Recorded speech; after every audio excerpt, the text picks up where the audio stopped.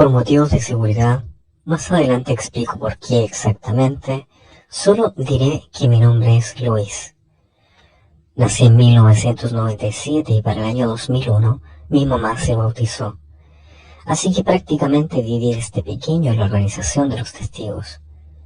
Mi historia comienza como la de la gran mayoría de los testigos, o incluso tú, que me escuchas, mientras tomas tu estudio bíblico.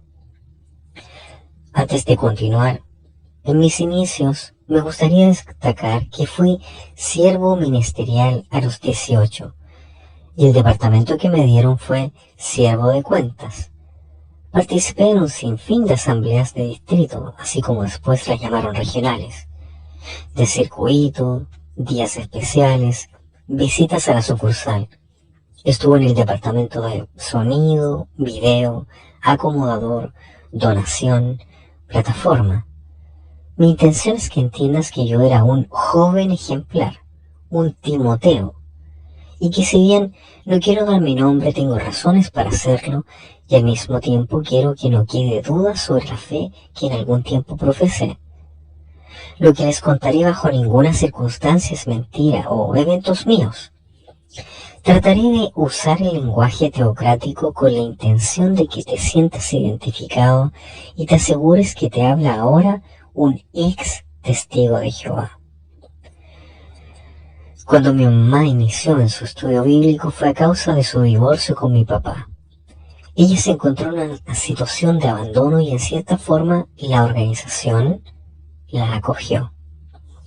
Yo crecí dentro, emocionado por mi maletín pequeño, mi mini traje, mis corbatitas y todo lo que significaba ser testigo excepto por una cosa. Cada lunes, durante toda mi infancia, fue una tortura para mí no saludar a la bandera, pues aunque la organización te lo hace ver como algo que agrada a Dios por ser neutrales ante el sistema de cosas, en la realidad aplicada del día a día, a la gente le era cosa para menospreciarme. Y no importa cuántas veces ensayara en el salón del reino la respuesta para dar a mis maestros, el no saludar a la bandera se volvía cada lunes en un dolor de cabeza, puesto que era un niño contra el sistema. Y aunque nadie de la congregación me veía en ese momento, mi cabeza me decía que no debía saludar y que era preferible afrontar el desprecio y la presión que hacer algo tan común como saludar a la bandera. Desde el vamos, quiero aclarar que mi intención es ir abarcando puntos muy privados de mi vida diaria y quiero ir abarcando punto por punto y explicar la lógica civil detrás de los momentos que nos agobian a quienes fuimos testigos. La psicología tan bien lograda que tiene esta religión desde ya, puedo decirte que tiene tintes sectarios, si no es una secta disfrazada. Pero antes de juzgarme, por favor, escucha y al final decides. Bien, yo era un niño tan común como cualquier niño testigo, sin Navidad, sin Año Nuevo, sin cumpleaños y con la duda constante de por qué otros niños llevaban una vida distinta y sin embargo yo estaba obligado a creer que la mía era mejor. Como comenté al principio, mi mamá se divorció y lógicamente, tras ese tipo de sucesos, queda marcada la gente y con necesidad de convencerse de que todo estará mejor. Y ahí es donde entra la psicología de la organización. Naturalmente todos los nuevos creyentes que profesan una fe distinta a los testigos ingresan a sus filas bajo circunstancias vulnerables. En el caso de mi mamá, un divorcio. Pero bien puede ser la pérdida de un ser querido, puede ser la tribulación económica o cualquier otra índole en que la Biblia mediante sus promesas reconforta a la persona. Mas sin embargo una cosa son las escrituras de Dios y otra totalmente distinta, la organización de los testigos, aunque el lema de confianza sea todo lo que decimos tiene citas bíblicas. Es curioso creer la manipulación que mantienen en sus adeptos al grado de creer. Yo, cuando era un niño que estaba bien, pasar por toda esa carga emocional de ser distinto o el raro del salón, y que si bien hubiese deseado actuar distinto a las normas de la organización, no hubiese representado problema, pues en la escuela no había ancianos que vigilaran mi andar. Mas sin embargo, en mi cabeza, es como si los tuvieran, como si estuviera obligado a ser distinto, aun si ello implicara duda o violencia hacia mi persona mediante el bullying. Conforme fui creciendo, te vas rodeando de más y más testigos. De entrada, la vida color de rosa que hay en la hermandad te hace creer que vives en un paraíso terrestre, cuando en realidad solo es así siempre y cuando tú seas leal o actúes conforme las normas de la Watchtower. En el momento que te sales un poco de lo que ellos consideran justo, en ese momento se termina el cuento de hadas que deliberadamente te hacen creer, y aquí aprovecho a ser consciente de esto si es que tú estás tomando estudio o vas comenzando tu trayectoria en la JW. Al pasar los años, mi mamá se volvió precursora regular y ella dedicó 10 años de su vida a enseñar la verdad y a caminar sin descanso, en ocasiones siendo ella y yo los únicos que nos reuníamos en el salón del reino cuando predicábamos en la tarde. Sí, así es. Nadie asiste a predicar en la tarde, y si yo fuera un farsante no tendría forma de saber el dato, pero la realidad es que todos prefieren la mañana antes que la tarde. Es importante que recuerden que mi mamá fue precursora regular porque más adelante entenderás por qué la organización es injusta a la hora de recordar quién fuiste en el pasado o lo que dedicaste. Vuelvo al punto. Si te sales un poco de lo que ellos consideran correcto, pues te vuelves el señalado. En el caso de mi mamá, ella dejó de ser precursora porque cierto día tuvo la desgracia de ser atropellada en su trabajo seglar y quedó lastimada de una rodilla. Ella, al estar mal de su pierna, comenzó a reportar menos horas de las que en aquel entonces eran requisito para ser precursor regular, que eran 70 horas al mes. Como bajó su promedio en una visita del superintendente de circuito, él habló bondadosamente con mi mamá sobre renunciar al privilegio, pues con el argumento de que Jehová conoce nuestros límites, era mejor que dejara el precursorado. Pongo entre comillas lo de bondadosamente, porque a mi mamá la hundió en depresión, pues ya antes habíamos recibido comentarios negativos o quejas de otros precursores de la congregación sobre que mi mamá reportaba menos. Me gustaría hacer hincapié en que el informe de servicio, ese papel que llenas o llenabas con la cantidad de horas que dedicaste, libros, revisitas y revistas y folletos, es confidencial. A ese informe no tiene acceso nadie que no sea el cuerpo de ancianos, el superintendente de circuito o Betel. Sin embargo, es bien sabido que los ancianos todo lo cuentan en sus casas, vulgarmente conocido como chisme. Ellos le cuentan a su familia, tal vez con motivo de morbo, chisme o simplemente alardeo. Todo lo que tú haces y hablas en privado. Y esa es la razón por la que se sabe, por ejemplo, por qué expulsan a fulano o mengano. Yo, al ser hijo de una precursora regular, rápidamente, mientras mi mamá estaba en servicio, me posicioné como amigo de muchos ancianos de mi circuito, pues en la escuela de precursores, desde que mi mamá fue regular, yo asistía poniendo el café, la galletita, y con esos pequeños privilegios llegaron los grandes. Tuve la oportunidad de ser amigo del anciano que traía a su cargo el departamento de sonidos, las de circuito y sonido y video las regionales. Nosotros éramos un equipo de jóvenes que en realidad armábamos todo, y ese tipo de acciones suelen sugerirte para más y más puestos de responsabilidad. En un inicio debo confesar que es atrayente ser la estrella de la congregación, pues no te falta nada dentro de la misma. Poco a poco y tras mucho esfuerzo, cumpliendo 18 años, me asignaron como siervo ministerial. Mi mamá no podía con su felicidad y, a decir verdad, yo estaba muy feliz de ser ese orgullo para ella, aunque tiempo después las circunstancias cambiaran tanto que pareciera más una maldición que un privilegio. Aquí quisiera detenerme para hacerte hincapié en que yo era un testigo muy testigos. Si bien traje algunas novias en mi adolescencia, por supuesto sin que se enterara nadie, yo creía firmemente en la organización al grado de irme por ella. La única forma en que llegué a ser ministerial tan pronto en edad fue que jamás decía no por respuesta. Luis, yo, era el hermano al que recurrías cuando necesitabas apoyo de lo que fuera. Mi tiempo era completamente de la organización. Con esto quiero decir que a partir de aquí se termina la ilusión de que ves en los broadcasting y comienza la realidad de los testigos de Jehová. Siendo un ministerial recién nombrado, conozco a una chica que llamaremos Guzmán. Ella, recién ingresada, no era ni siquiera publicadora no bautizada, pero su belleza en su persona, físico y alma me cautivó. Si bien hoy no es mi pareja actual, podría reconocer que fue un gran amor que tuve y que hoy agradezco por haberme abierto los ojos. La química con esa persona hizo que me importara poco el que dirán, aun con mi privilegio. Solíamos platicar mucho en el Salón del Reino, solíamos predicar juntos, y por una breve temporada yo me veía en Betel sirviendo con ella a mi lado. Y por supuesto, como mi puesto era superior, ella encantada de ser el centro de atención. Pasó un año y decidimos formalizar la relación. Ella se bautizó solo con la intención previa a anunciar nuestra relación, y esto, aunque para mí fue en aquel momento muy hermoso, hoy creo que es horrible.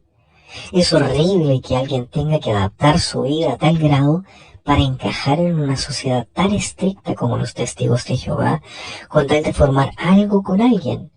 Y aún así, hubo problemas. Cierto superintendente de circuito recién llegado a la zona se enteró de mi caso y me retiró el privilegio al año y medio de haber sido nombrado. Si bien me dolió, el amor por esta persona amortiguaba el sentimiento de por primera vez no participar tan asiduamente en la congregación. Mientras fui ministerial, tuve la oportunidad de ser siervo de cuentas y de dar distintas partes asignadas en las reuniones, pero me centraré en las cuentas. Lo primero que necesitas saber es que disculpa si las cosas han cambiado, pero tengo 5 años en reunirme y pueden variar los datos. Había 3 cajas de donación. 1, la de la JW, que iba el dinero a la cuenta de la organización en México, en aquel tiempo una razón social como Watchtower o algo, y en BBVA, el banco BBVA. Y ese dinero es el que se habla en las asambleas que usan para hacer publicaciones, etc. 2, la del Fondo de Socorro, que iba el dinero también a una cuenta general en México y que supuestamente servía para situaciones como desastres naturales, etc. Y 3, la de la congregación, que esta es donde me centraré, pues yo fui siervo de cuentas durante toda mi asignación como ministerial y quiero destacar puntos importantes sobre este fondo.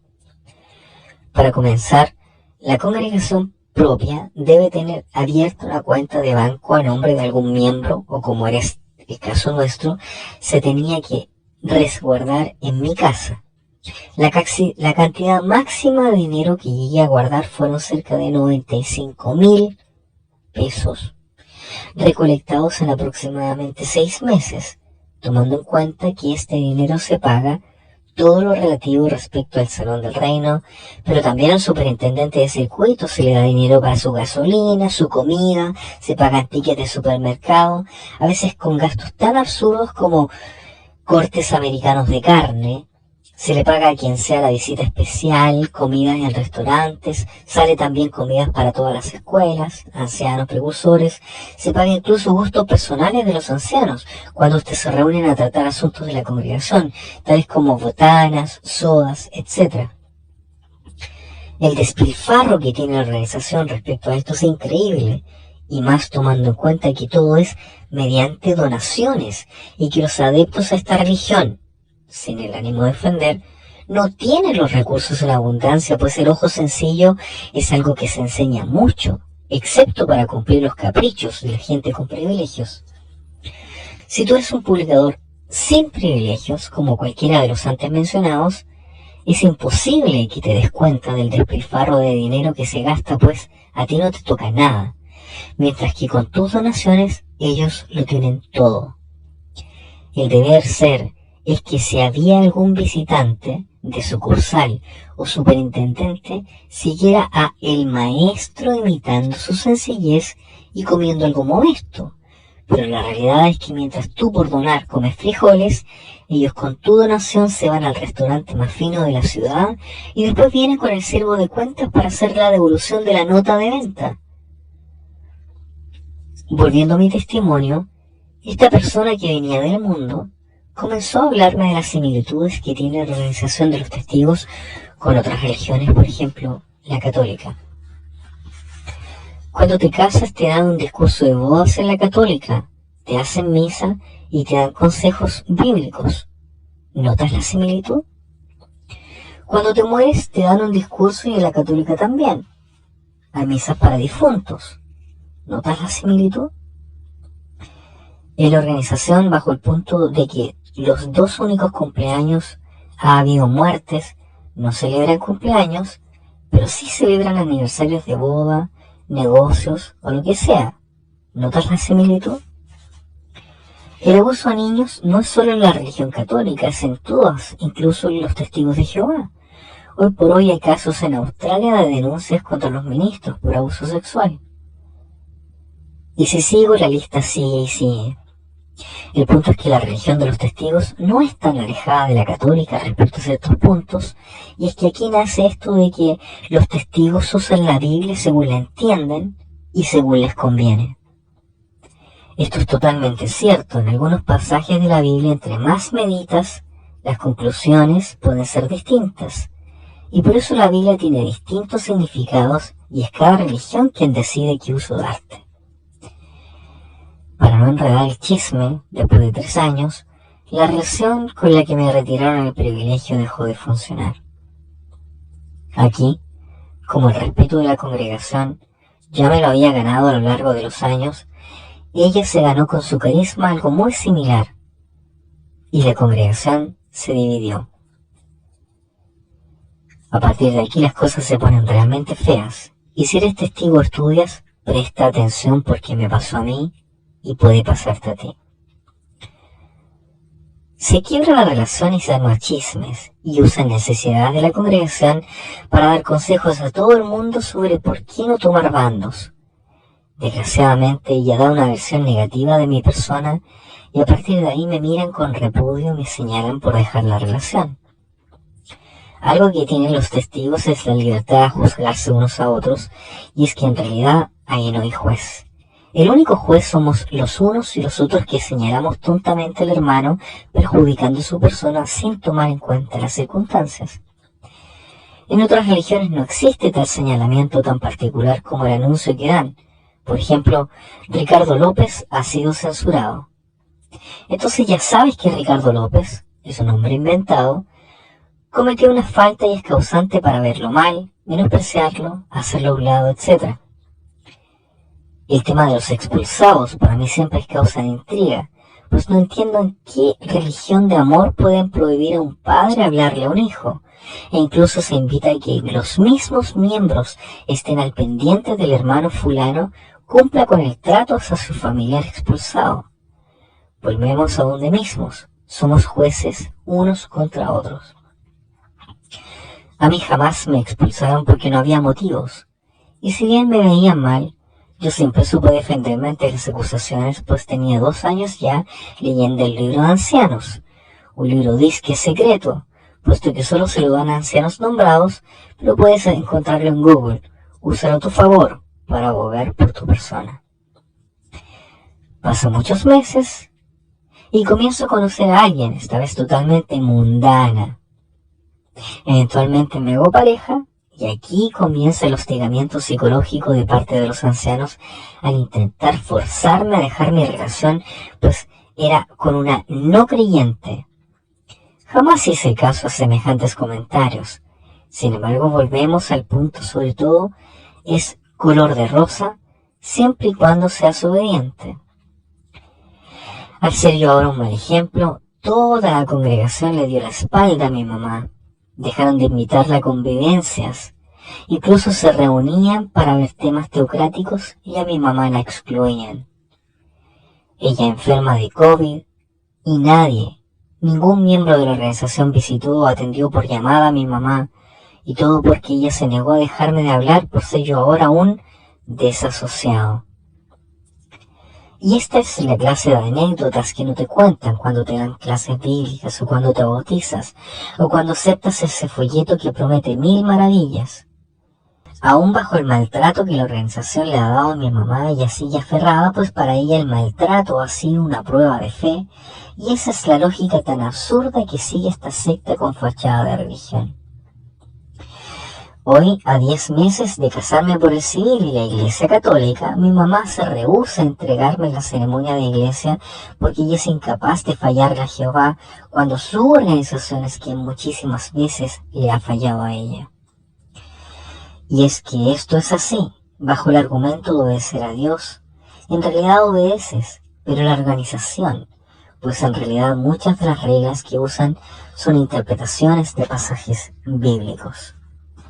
Si estás ingresando a la organización, asume los riesgos y sé consciente de que no es que los miembros sean imperfectos, es la organización la que pone varas, reglas y normas tan absurdas como el no hacer tu servicio militar o no ejercer tu derecho al voto. Hoy soy feliz con mi familia alejada completamente de este círculo vicioso llamado JW. Y jamás nunca le haría pasar a una infancia tan horrible a mi hija como la que yo viví. Esperando que mi testimonio sirva como lección, me despido, tu amigo y servidor, Luis.